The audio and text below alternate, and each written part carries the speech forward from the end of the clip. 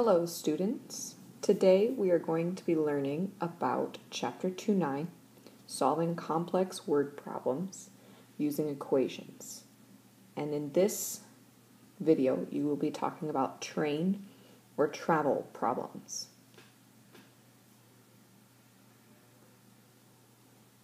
To activate your prior knowledge, I've got this cute little comic. We've got an angel in heaven saying, "Okay, now listen up. Nobody gets in here without answering the following question. A train leaves Philadelphia at 1 p.m. It's traveling at 65 miles per hour. Another train leaves Denver at 4 p.m. Say, you need some paper?" Now, the reason I put this comic up is because this is another one of those super common problems that they will ask you about on tests like the SAT or the ICFES. Super common. You can tell the comic has 1990 there in the top corner. It shows you how old these types of problems are. So let's go ahead and take a look at a problem. Before we get to that, I should mention there's 3 different types of travel. We've got uniform motion, which is when the vehicle is moving at the same speed. Now, we also have this formula, distance equals rate times time. That's extremely important.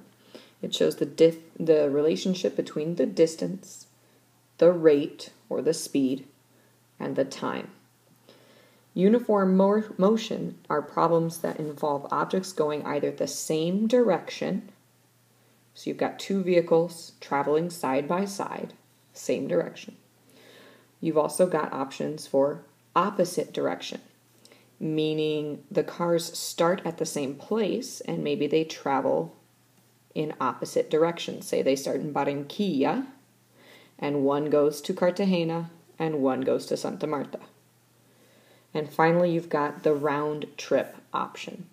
This is where a car starts in Barranquilla, heads to Santa Marta, and then comes back. Then comes back to Barranquilla. So you got 3 different kinds. Same direction, opposite direction, and round trip.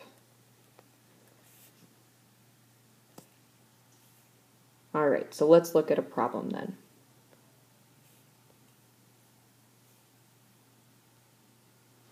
Here's our problem. It's about a train. It says, a train leaves a train station at 1 p.m. It travels at an average rate of 72 miles per hour. A high-speed train leaves the same station an hour later. It travels at an average rate of 90 miles per hour. The second train follows the same route as the first train on a track parallel to the first.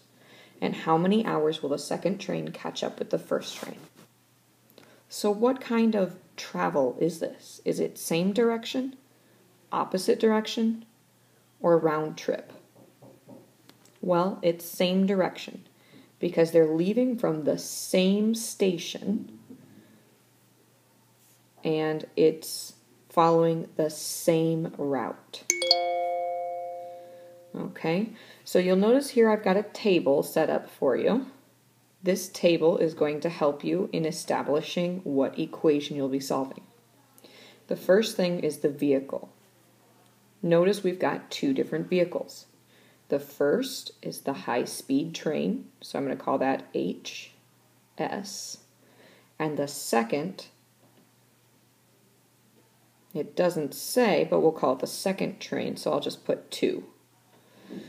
All right, so now we need to fill in the rate. What is rate? Well, rate is similar to speed. So, how fast is the high-speed train moving? Looks like it says 72 miles per hour. We've got a second train traveling at 90 miles per hour. Okay, then we need to fill in time. How long is it taking them? Well, most people like to look at that 1 p.m. as dealing with time.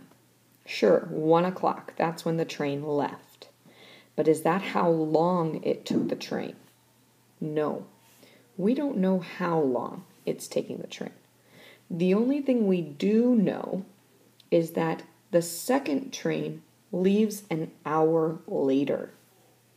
So what does that mean in terms of X, the time it takes the first train?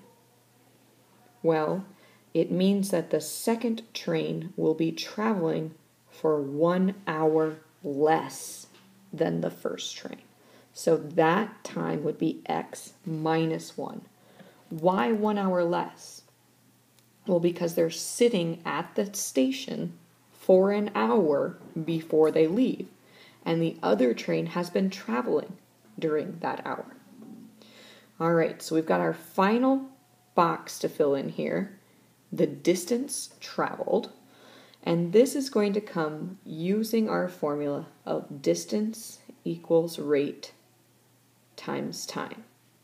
So in order to fill in that box, we're going to take the rate and multiply it by the time to get our distance. So for the first train, we're going to use 72x. For the second train, we're going to use 90x minus 1. All right, now we need to set up our equation using the distance traveled. Remember, they are traveling the same direction. Eventually, the second train will catch up with the first train, and we want to know how far that's going to be. All right, so if they're traveling the same direction, and they're eventually then going to travel the same distance. So the equation that we're going to solve is 72x equals 90x minus 1. Because we want the distance of the first train to be equal to the distance of the second train. How do we solve this equation? Easy. First we distribute. We get 72x equals 90x minus 90. Move like terms to the same side, so I'm going to subtract 90x from both sides. That gives me negative 18x equals negative 90. Then I need to divide both sides by negative 18. I'm going to use my calculator here really quick. Negative 90 divided by negative 18. That gives me 5. What does my answer mean? Well, let's go back to the question. It says, in how many hours will the second train catch up to the first train? So, we are going to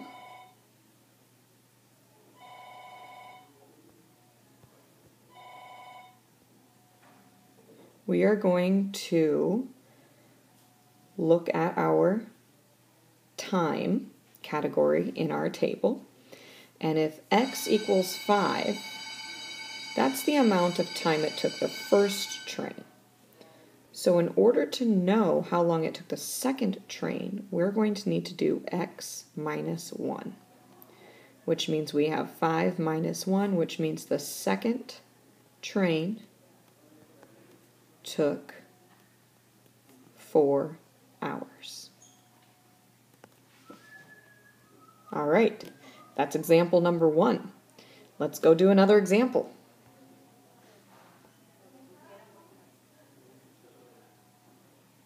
Here's a second example. This time we're talking about a canoe. We're going canoeing. All right, a group of campers and one group leader left a campsite in a canoe. They traveled at an average rate of 10 kilometers per hour. 2 hours later, the other group leader left the campsite in a motorboat. He traveled at an average rate of 22 kilometers per hour. We've got two questions to answer. How long after the canoe left the campsite did the motorboat catch up with it? And how long did the motorboat travel? All right, so the first thing I'm going to ask myself is, what kind of travel am I doing? Well, it seems they're both leaving the same campsite, just one is leaving 2 hours later. So to me, that's same direction travel. All right, so we've got to fill in first our vehicles. We've got two vehicles. One is the canoe, and the other is a motorboat. I only got enough space for motor, but you get the idea.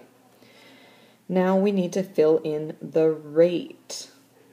Okay, so the rate of the canoe, 10 kilometers per hour. All right, and then the rate of the motorboat, 22. All right, how about the time? How long does it take? Well, we don't know how long it takes the canoe. There's our variable, x. How long does it take the motorboat? Well, it left 2 hours later. So that's going to be x minus 2, because the motorboat is going to be traveling for 2 hours less than the canoe. The motorboat was hanging out at the camp, not doing anything, chilling out, because they knew they could catch up really quick. All right. Moving on to our final category, distance traveled. All right, now remember, to find out the distance traveled, distance equals rate times time. So we're going to take 10 and multiply it by x. That'll give us the distance traveled. Same thing with the motorboat. We're going to do 22 times x minus 2. And just as in the last problem, we've got a same direction travel. That means they're both going to get to the same spot, the same distance. So because it's the same distance, even though they left at different times and are driving at different speeds, because it's the same distance, our equation can be 10x equals 22x minus 2. So let's go ahead and solve. We need to distribute. So we get 10x equals 22x minus 44. Move like terms to the same side. That gives us negative 12x equals negative 44. Divide both sides by negative 12. And again, I'm going to use my calculator here. Negative 44 divided by negative 12 gives me a decimal. I don't want decimals. I want fractions. So I'm going to turn it into a fraction, and it gives me 3 2/3. 3 2/3 what? Remember, we're finding the time, so that's 3 2/3 of an hour. Now, that decimal was 3.6 repeating. Does that mean 3 hours and 60 minutes? No, it does not. How many minutes are in an hour? Well, there's 60 minutes in an hour. So what's 2/3 of an hour? So this is 3 hours and 40 minutes. If I divide an hour into 3 parts, that would be 20 minutes, 20 minutes, and 20 minutes. 2/3 of an hour would be 40 minutes. So we've got 2 ways to write our answer there. 3 2/3 hours, or 3 hours and 40 minutes. Most people would think that this answer makes more sense. I will accept either. Let's go back and check to see if we've answered the question. How long after the canoe left the campsite did the motorboat catch up with it? Well, x was the canoe. So that's 3 hours and 40 minutes. How about part B? How long did the motorboat travel? Well, to solve part B, we're going to need to do x minus 2. So that means 3 2/3 minus 2. So the motorboat only had to travel for an hour and 40 minutes to catch up. If you have any questions, don't hesitate to ask. What you're going to work on now is your homework. Take a look. We got 2 problems for you. You've got one about a moving van, and you've got one about a jet. Good luck.